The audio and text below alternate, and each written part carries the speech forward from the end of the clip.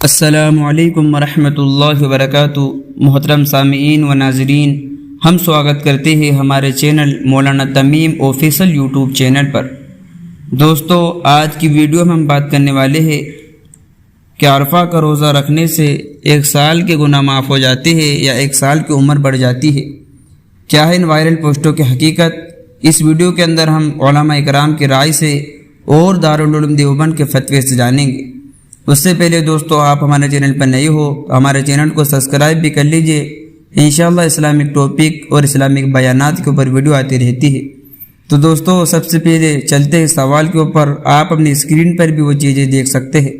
سوال: یوم عرفہ کی فضیلت بیان فرمائیے۔ اس میں اگلے اور پچھلے سال کے گناہ معاف ہونے کا تذکرہ ہے۔ اب کسی نے روزہ رکھا تو کیا اس شخص کے بارے میں یہ کہا جا سکتا ہے کہ وہ آئندہ 1 سال تک ضرور زندہ رہے؟ کیونکہ حدیث میں 1 سال کی گناہ معاف ہونے کا تذکرہ ہے، حالانکہ موت کا تو کوئی وقت مقرر نہیں۔ اس روایت سے ایسی کوئی بات ثابت ہوتی ہے، وہ ہمیں مفصل جواب عنایت فرمائیے۔ دوستو، یہ تھا سوال۔ اب جواب دیکھیے۔ جواب: حدیث میں اگلے سال زندہ رہنے کا کوئی ذکر نہیں ہے۔ پھر اگلے سال سے مراد جہاں پورا سال ہے وہی سال کا بعد حصہ بھی ہے۔